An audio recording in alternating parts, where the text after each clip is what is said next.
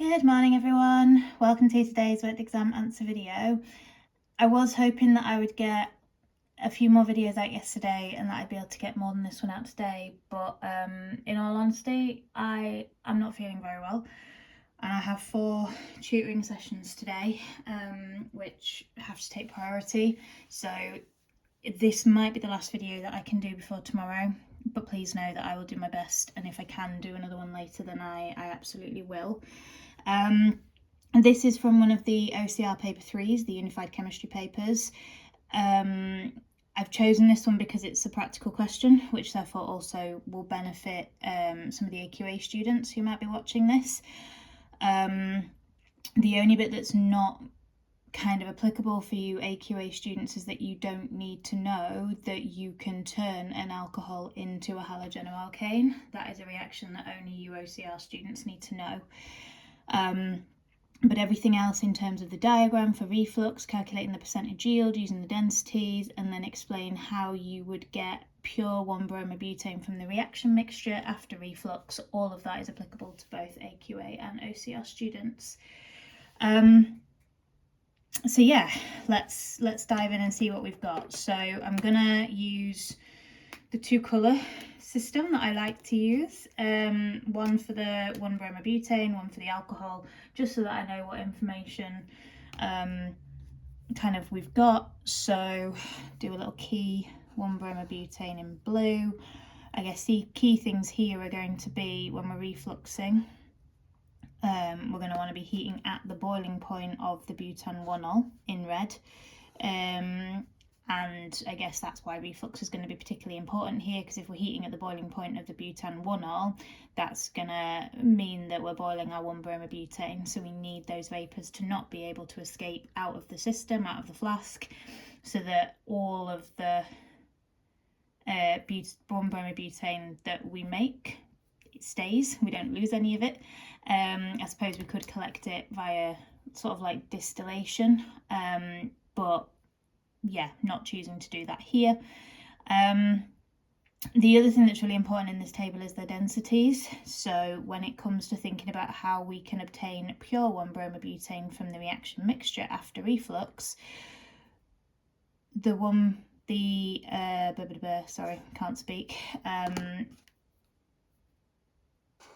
densities are going to be important there, because we need to know where the organic layer is going to be in relation to the water that we're also going to make here. So 1-bromobutane is more dense than water, so therefore the aqueous layer will be on top and the organic layer will be on the bottom, and that's something that we also need to kind of, I guess, be specific about when we get to that part of our question. A student prepares a sample of 1-bromobutane by refluxing 9.25 grams of butan 1-ol with sodium bromide and sulfuric acid. After reflux, the reaction mixture is purified, and then rather than giving us a mass of the 1-bromobutane made, they've given us a volume.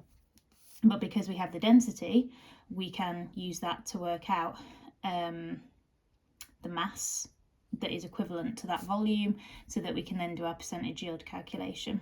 So draw a diagram to show how the student would have carried out the reflux, calculate the percentage yield of the 1-bromobutane made in the practical, and then describe how the student could have obtained pure 1-bromobutane from the reaction mixture obtained after reflux. So in terms of the mark scheme, this is a levelled marker. In the OCR mark scheme, it would probably also be a levelled marker in an AQA question as well, in the sense that there's 3 very clear things we have to do here. So your diagram is going to be one of the stages, your calculation is going to be another of the stages, and then your purification will be the final stage of our answer.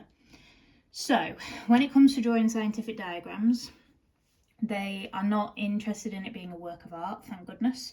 They're interested in it working scientifically. So long as you have everything airtight that should be airtight, you have nothing sealed off that shouldn't be, that it's labelled and that it works, they will be absolutely fine with that. So they are particularly interested in the condenser and its positioning, where the water in and out is going to be, and then having you label some of these key points and also key pieces of apparatus, and also having, I guess, the right kind of flask at the bottom. So it can be a round bottom flask, it can be a pear-shaped flask, either or works. I think it will just depend on what you maybe did in your own practicals as to whether you naturally feel like it should be a pear-shaped flask or a round bottom flask. So there's my flask, terrible diagram. And when we're refluxing, we would be heating in some capacity. It's an alcohol, so we'd probably want to be heating using an electric heater, or a thermostated water bath rather than a Bunsen burner, but generally we're going to want to heat that.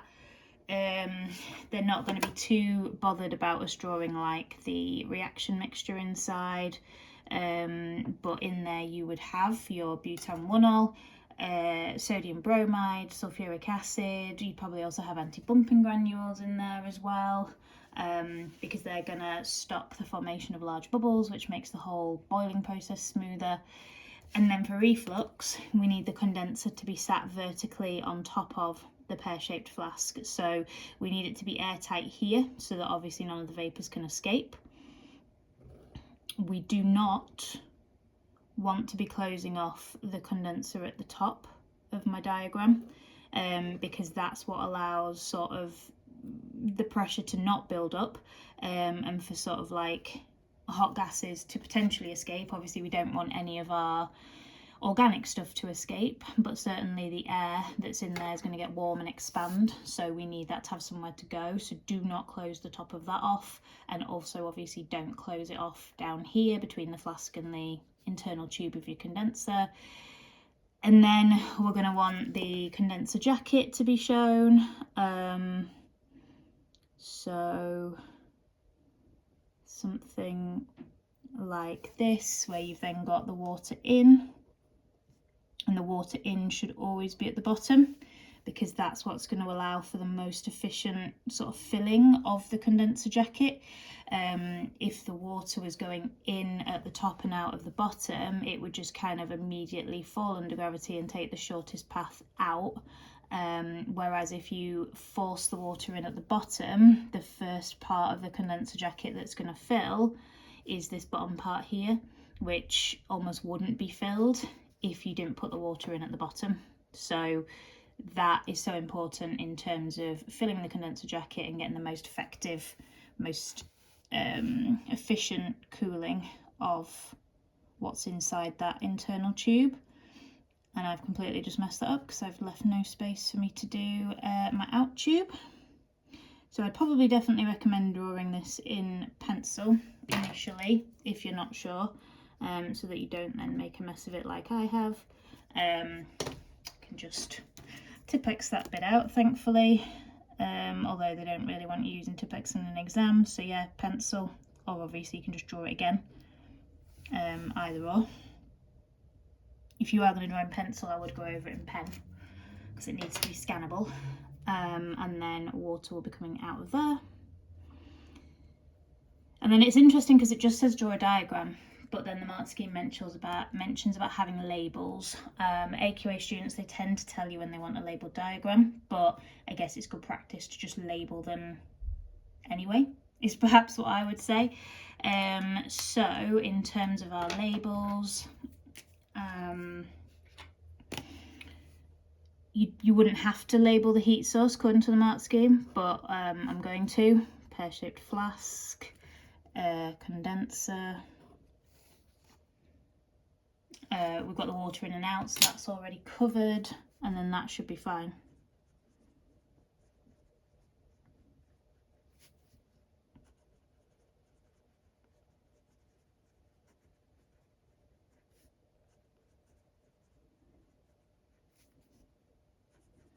And I am going to label this as an electric heater or water bath, and it would need to be that because the alcohol is going to be flammable. So there's my diagram, not a work of art as you can tell, which I also messed it up, but it works. It's airtight, we've got water in and out in the right places, the top of the condenser is not closed off, so you know it is going to work. The other thing that I wouldn't say they're particularly bothered about in your diagrams, but they will probably make reference to if they give you a diagram, and I'm thinking AQA students here, is that you would want to clamp the flask and the condenser there and there, so the clamps being shown as crosses, and then you'd obviously also want to clamp your condenser sort of at the sides here as well. So that's something to potentially watch out for, because obviously that's going to make it safe. We don't need a thermometer when we're doing reflux because we're heating at the boiling point, and we're not trying to then collect anything from the mixture either, so we don't need to monitor the temperature, quite simply. Okay, percentage yield calculation for stage 2. So butanol, which is CH3, CH2, CH2, CH2OH. What do we know about that? Well, we know its mass that we started with. We had 9.25 grams. And then I can work out the MR. So we've got 4 carbons, 10 hydrogens and 1 oxygen. So the MR is 74, and therefore the moles, 9.25 divided by 74 is 0.125. And then most organic reactions are 1-to-1, but if in doubt, always try and maybe think about an equation. I'd always suggest when you're doing any sort of calculation like this that you have a balanced chemical equation so that you know the ratio for sure. But this is like a substitution reaction, so we're swapping the OH for the BR, and therefore, yeah, absolutely fine. Okay, so that means therefore in relation to my 1-bromobutane, which is CH3, CH2, CH2, CH2Br, that the moles of that are also going to be equal to 0.125, and the MR of that, 4 carbons, 9 hydrogens and 1 bromine. So the MR is 136.9, and therefore the mass would be equal to moles times MR. So the maximum mass of 1-bromobutane we could make would be 17.1 grams. So that would be our theoretical maximum mass. And then the question gave us the volume that was obtained, so we can use that to then work out the actual mass of 1-bromobutane that was made, and then we can work out our percentage yield. So 6.10 centimetres cubed for our volume. Density, that's the mass per centimetre cubed. So we're going to times the volume by the density to get the mass, and using the units can be really useful here. So in terms of, do I do density over volume or volume over density, or times them together? Look at the units. We want to get mass in grams, we need the centimetres cubed and the centimetres to the -3 to cancel, and you're going to do that by timesing them together. So 6.1 times 1.268 is 7.73 grams, and then that is the actual mass of 1-bromobutane that we made. So then when it comes to doing our percentage yield calculation, actual mass over the theoretical maximum mass times 100. So 7.73 divided by 17.1 times 100. And you can also do this using moles as well. So you could have worked out the moles of the 1-bromobutane from the moles of your butanol as 0.125. Then you could have worked out this as a mass for your actual mass from your volume and your density, and then you could have converted that into a moles and then used the theoretical moles and the actual moles, and you would have got the same answer. So 7.73 divided by 17.1 times 100, 45.2%. and I'm going to give that to 3 significant figures. Volume and the mass were given to 3 significant figures, so I'm going to follow suit, which is exactly what it wants. Perfect. So that's the percentage yield bit done. Now we have to describe how the student could have obtained pure 1-bromobutane from the reaction mixture obtained after reflux. So there's this idea that we're going to have an aqueous layer and an organic layer, and we're going to need to use a separating funnel in order to, I guess, get those layers separating so that we can then run off the organic layer and then carry on from there. So we're going to use a separating funnel.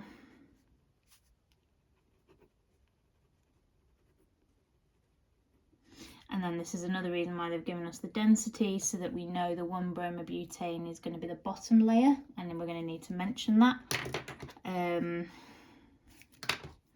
So the organic layer, which, just to clarify, is the one containing the 1-bromobutane, will be the bottom layer.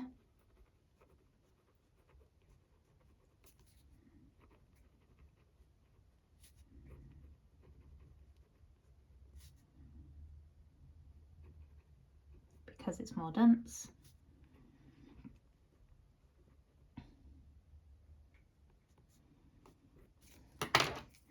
So we're going to want to run that organic layer off into a beaker or something.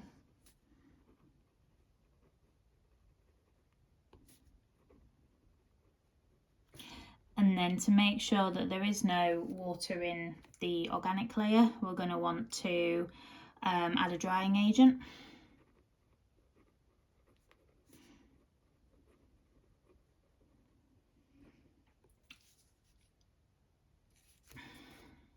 And it isn't sufficient to just say add a drying agent. They want you to give an example.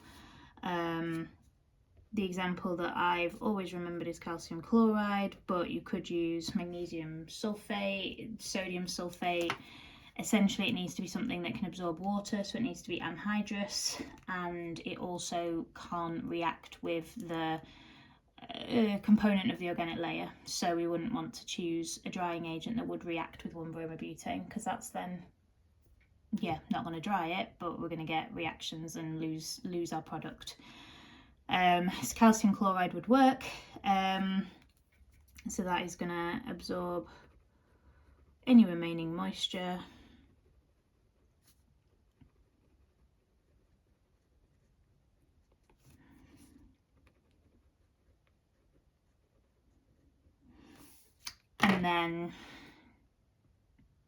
And this is something that the OCR mark schemes are very big on, AQA less so, but they then want you to redistill.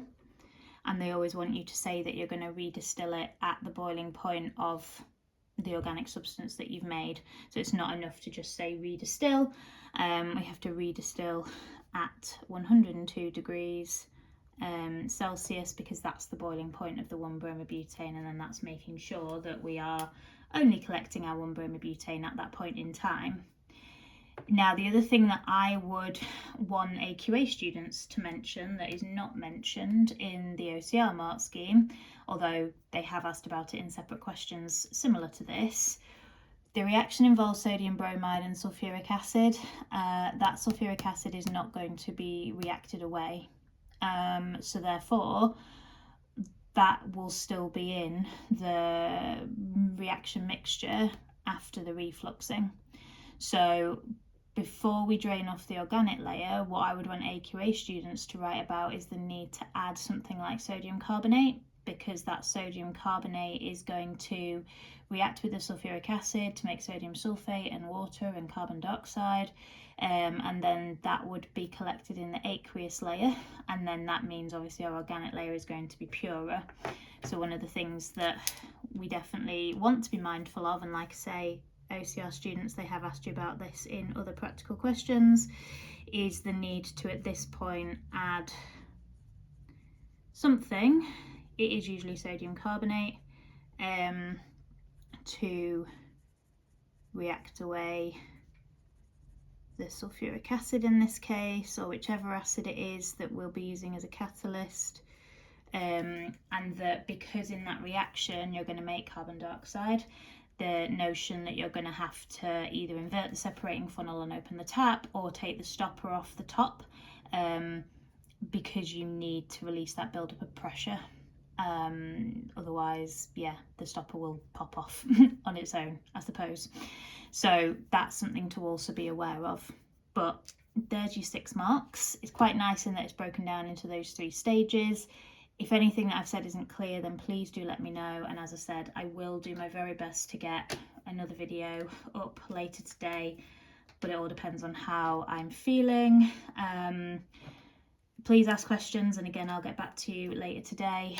And if I can't produce any more videos before tomorrow, please know that I'm wishing you the very, very best of luck. Well done on getting to this point. Well done on tomorrow finishing your chemistry A level. I'm sure some of you will be delighted to never have to do chemistry again, and I totally get that. But whatever happens, I hope that tomorrow's exam and any other exams you have this week go as well as possible. And thank you again for all of your support on these videos. It means a lot to me that I can help you guys and make a little bit of a difference. So thank you so much. Take care of yourselves, and yeah, all the very best for this week. Catch you soon, guys. Bye.